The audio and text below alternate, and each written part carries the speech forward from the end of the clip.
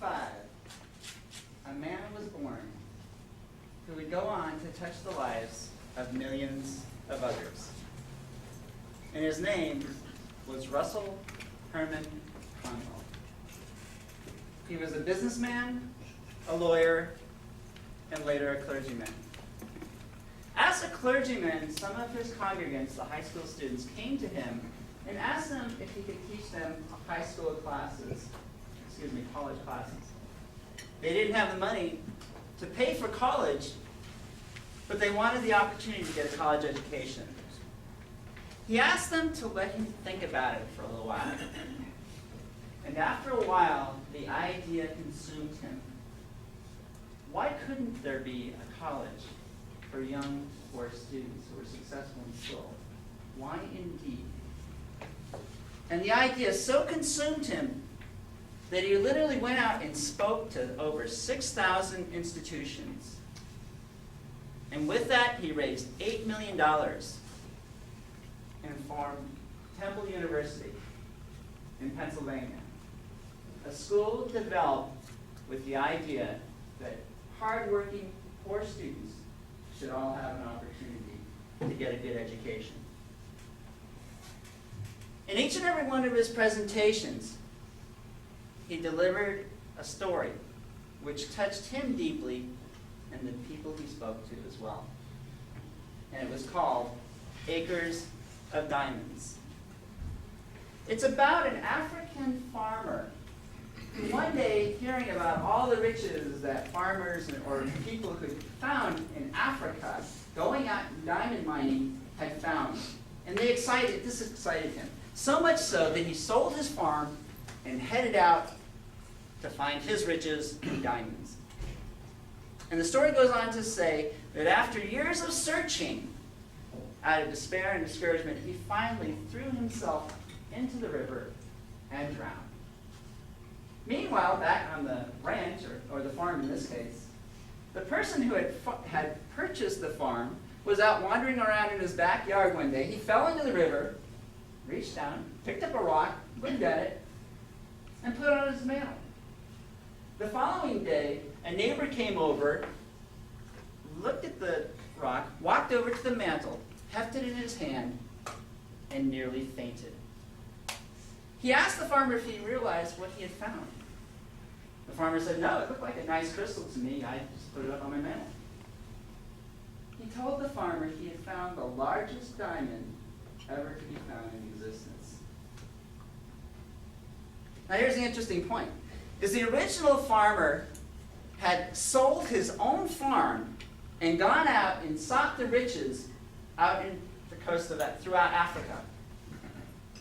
And all the while, if he had simply turned around and looked in his own backyard and taken the time to understand what diamonds look like in their natural form, he would have had the riches beyond the most wildest dream he would have ever had. Now, what so touched Russell Cromwell and the people he spoke to about this was the fact that they realized that each and every one of us, right at this moment, is sitting within our own acres of diamonds. They come to us in our dreams and our passions and the things that excite us. Each and every one of us that has a job at this point actually has the opportunity to turn that job into its own diamond. By pouring all their energy and passion and excitement into that, they can go out and change their life. Now, what I've provided for all of you is a form. You should have one of these. You can turn it over now. This is one of the best diamond generators that I know of. Okay? And what I'm going to do is give you guys a little bit of time to fill this out. Now, on the first line, you're going to put mission. That's your mission in life. It's simply going to answer the question, why am I here? What is my purpose for being here on earth? And for mine, I put down, my purpose is to live a life of continuous growth and in the process inspire others to grow to their potential. I will strive to overcome fears and not allow my fears to affect how I live my life. I'd like to give you guys about 30 seconds to go ahead and fill that out yourself.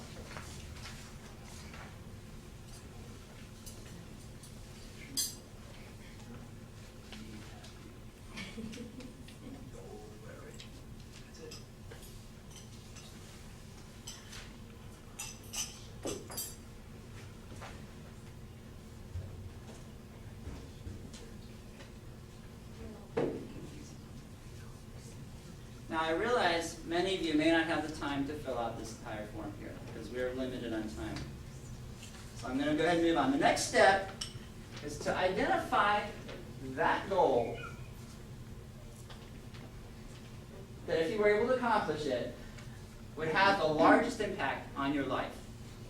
So what one goal, if you were able to accomplish that goal, would have the most dramatic impact on your life? And you're going to go ahead and put that where it says the most important goal in life at this time.